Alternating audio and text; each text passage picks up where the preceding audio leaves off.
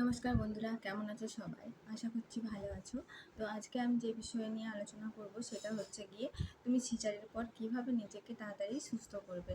তো এটা হলো গিয়ে আমার সেকেন্ড সিজার। সদ্য আমার 1 মাস হয়েছে সিজার হয়েছে, এবং সিজারের পর আমি কিভাবে নিজেকে সুস্থ করেছি এবং ডাক্তার আমাকে কী পরামর্শ দিয়েছে সেগুলোই তোমাদের সাথে আজকে আলোচনা করব।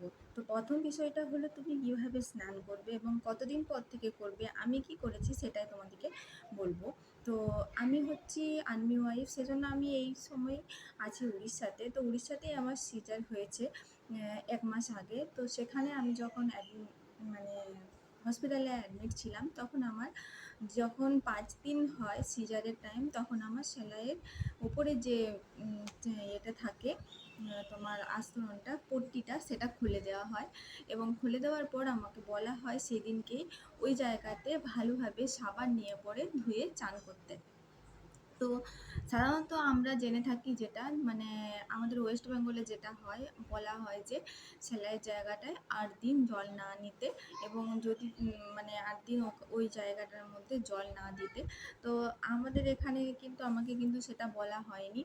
আমাকে বলা হয়েছিল যে 5 দিন, যখন আমার সিজার হয়, সিজার হওয়ার 5 দিন পর আমাকে ওই চিপকটিটা তুলে পরে বলেছিল যে তুমি ওখানে ভালোভাবে সাবান দিয়ে পরে পরিষ্কার করবে, এবং পরিষ্কার করার পরে ফ্যানের মানে পরিষ্কার করার পরে ভালো করে ধোবে। ধুয়ে পর ফ্যানের বাতাসে এসে সেই ধোয়ার পর জলটা থুপি দিয়ে মুছে, মানে এরকমভাবে নোংরে নয়, থুপি দিয়ে মুছে, মানে সেটা আবার কটন কাপড় হতে হবে। মুছার পর সেটাতে ফ্যানের বাতাস দিয়ে শুকোতে হবে 5 থেকে 10 মিনিট পর। তারপর একটা অয়েনমেন্ট দিয়েছিল সেই অয়েনমেন্টটা লাগানোর জন্য।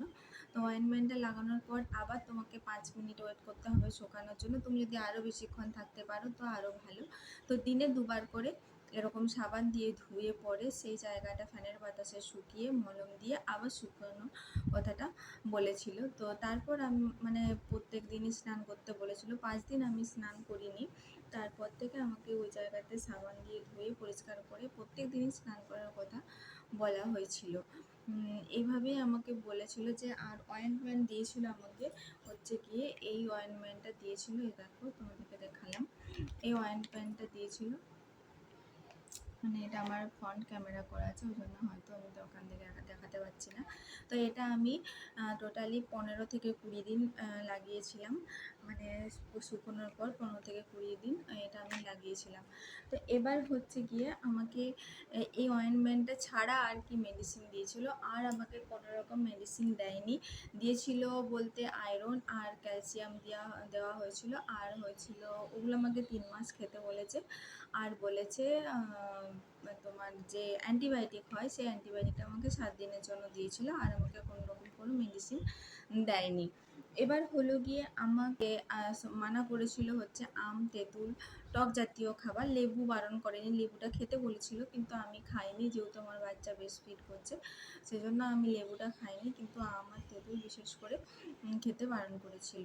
তো আর আমি বাড়িতে যেসব খাবার দাবার হয়, মানে ভাত, রুটি, মুড়ি, যেসব মানে আমরা সাধারণত খেয়ে থাকি সেই খাবারগুলোই আমরা খেয়েছিলাম, মানে আমরা বলতে আমি খেয়েছিলাম। আর তেল মশলা জাতীয় খাবারটা খেতে বারণ করেছিল, আর প্রচুর পরিমাণে জল খেতে বলেছিল। এটা কিন্তু অবশ্যই মনে রাখতে হবে যে জলটা অবশ্যই মানে প্রচুর খেতে হবে। বলেছে যত তুমি বেশি জল খাবে তত তাড়াতাড়ি তুমি সুস্থ হবে। তো দিনে প্রায় আমাকে 3 থেকে 4 লিটার করে জল খেতে বলেছিল। আর বলেছিল, যেহেতু আমার বর্ষাকালে বেবি ডেলিভারি হয়েছে সেহেতু আমাকে বলেছে যদি তুমি জলটা ফুটিয়ে ঠান্ডা করে খেতে পারো তো আরও ভালো, আরও তাড়াতাড়ি সুস্থ হবে। তো আমি সেই হিসেবে মানে আমি এখানে আরও জল খাই, ওই জন্য আমি আর ফুটাইনি।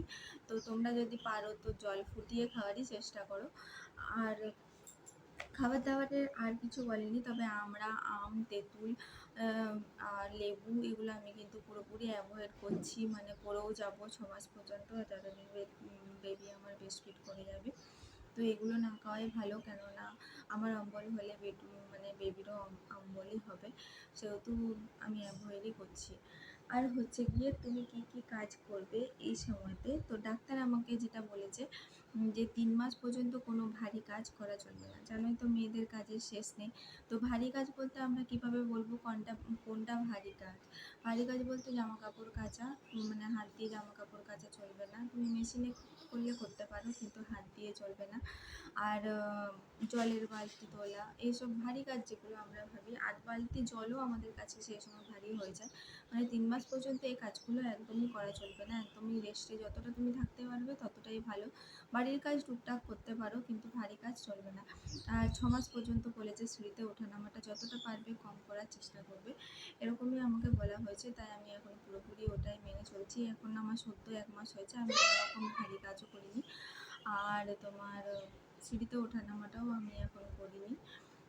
তো এরকমভাবেই বলেছে যে থাকতে, মানে কি হয় বলো তো, উপর থেকে সেলাইটা শুকিয়ে গেছে মনে হলেও ভিতরে কিন্তু সেলাইটা কাঁচাই রয়ে যায়, সেটা হয়তো আমরা বুঝতে পারি না। আর সেটা আমরা বুঝবো কিভাবে সেটাও তোমাদেরকে বলছি।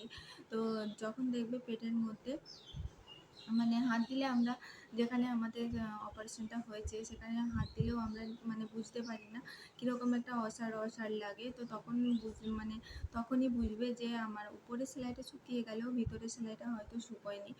এবং মাঝে মধ্যে ব্যথাও হয়, মানে ভিতরে যখনই সেলাইটা মানে চাপ পড়ে, বিশেষ করে যখন আমাদের শরীরের মধ্যে গ্যাস তৈরি হয়ে যায় তখনই কিন্তু সেলাইয়ের মধ্যে চাপ পড়ে এবং আমরা বুঝতে পারি যে ব্যথা হচ্ছে, একটা ব্যথা অনুভব। এটা কিন্তু আমার হয়েছে, এটা কিন্তু আমার হয়েছে।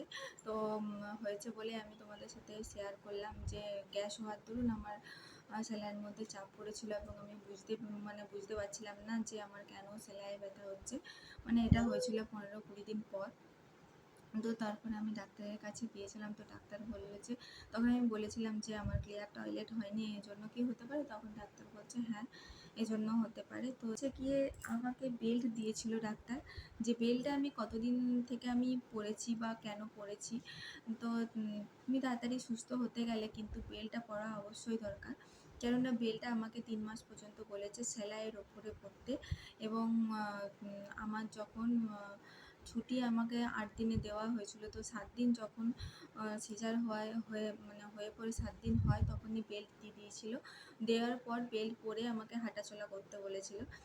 এবং ওখানকার যে নার্স দিদিরা ছিল ওরাই আমাকে পরিয়ে দিচ্ছিল বাড়িতে এসে। বাড়ির লোকজনেরা, মানে নিজে তুমি পরতে পারবে না, ওরাই মানে কাউকে হেল্প লাগবে পরার জন্য, কারণ তখন তো সদ্য ব্যথা থাকে। তো যাতে না টানা যায় সেলাই, সেই জন্য বাড়ির কাউকে দিয়েই পরিয়ে নিতে হবে।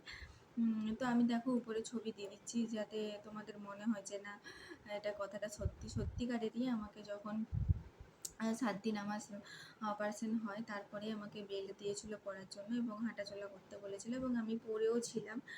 আর গাড়িতে ওখান থেকে আসার সময় তো আমাকে বেল্টটা পরে আসতে বলেছিল যাতে সেলাইয়ের কোনো আঘাত না লাগে। তো তারপর আমি ওটা পরেই গাড়িতে এসেছিলাম।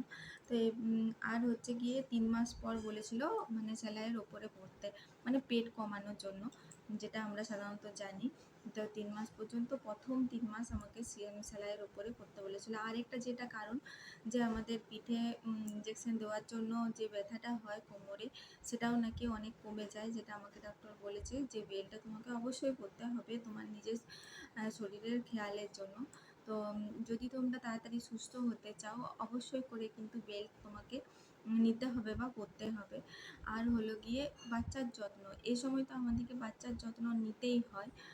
কেননা যত তুমি তোমার বাচ্চাকে তোমার কাছে রাখবে তত তোমার মা আর বেবির মধ্যে বন্ডিংটা ভালো হবে।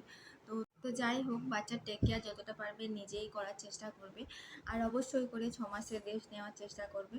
তো আমি সদ্য এই 1 মাস হলো মা হয়েছি, তো আমার সেলাইয়ের ব্যথা এখন পুরোপুরি কমে গেছে।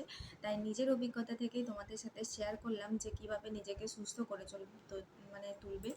তার মধ্যে চেষ্টা করবে যে মেন পয়েন্টগুলো, অতিরিক্ত জল খাওয়া, মেডিসিন ঠিক টাইম মতো নেওয়া, খাবার খাওয়া, বাচ্চার টেক কেয়ার করা, সিঁড়িতে ওঠানামা না করা, তারপরে তোমার ভারী কাজকর্ম না করা, আর বেল্ট পরা, এসবগুলো কিন্তু অবশ্যই তোমাকে টাইম মতো সব কিছু করতে হবে, তবেই কিন্তু তুমি তাড়াতাড়ি সুস্থ হয়ে যাবে।